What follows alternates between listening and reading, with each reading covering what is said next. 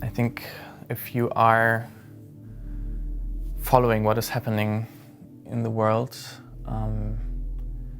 it sometimes feels quite breathtaking to me to observe the speed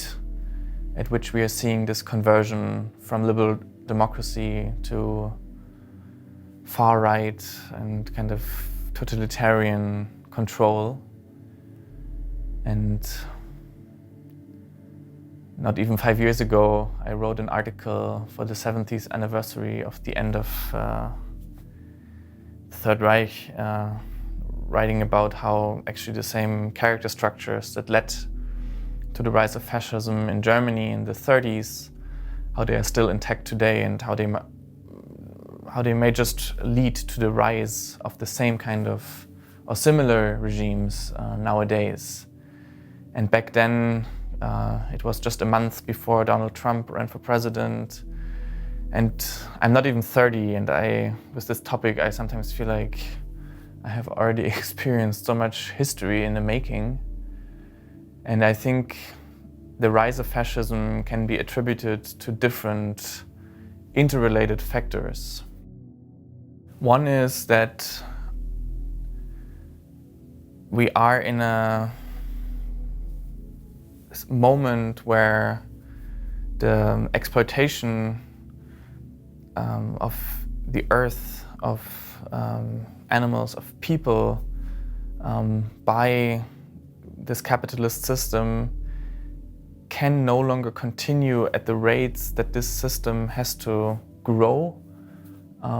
as it has programmed itself to under the conditions of liberal democracy. And so there is a switch which some of the billionaires openly admit that we need totalitarian regimes in order to allow an unregulated kind of savage capitalism to continue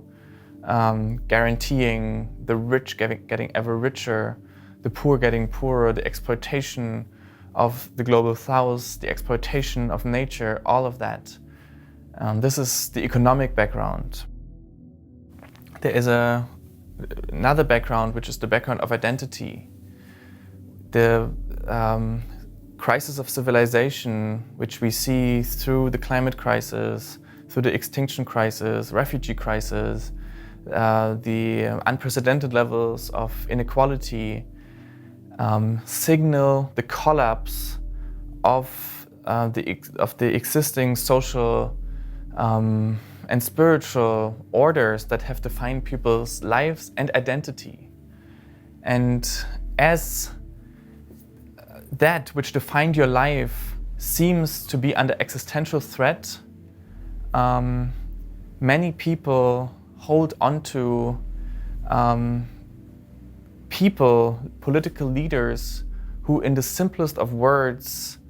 call for a reactionary regression to, let's say, the identities of times that are already gone.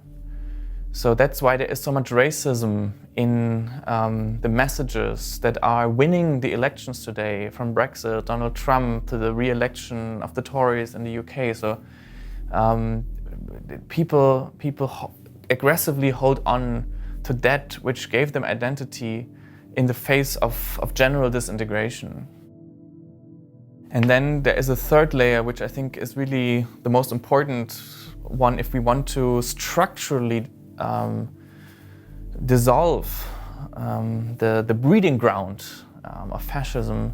where people cannot build community and unity among one another without kind of releasing their aggressive energy onto a scapegoat, a shared enemy. So there is through the way people grow up, mostly already in their childhood, but also through the socialization in schools, they develop this structure which Wilhelm Reich referred to as a character armor. So there is a split in their biological truth, in their libidinous energy, where they internalize the judgmental voice society which constantly tells them that the truth of their bodies, of their desire, their drive for movement, for curiosity, for sexuality, where this is somehow shameful, sinful. And so the ideologies of Hitler back then and of modern forms of this kind of far-right authoritarianism, they resonate so much with people because they are tailored into that authoritarian character structure, because they serve both people's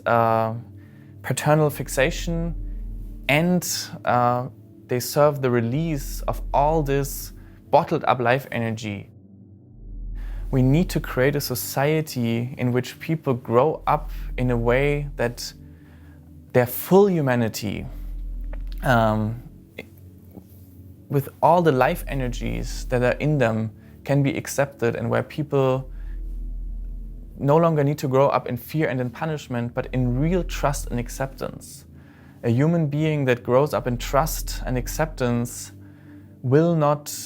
define himself through an identity that is based on seclusion and war. With the climate crisis and with the social and financial breakdown that it will lead to, very likely, this question becomes ever more existential. The climate crisis can be a moment that leads to a liberation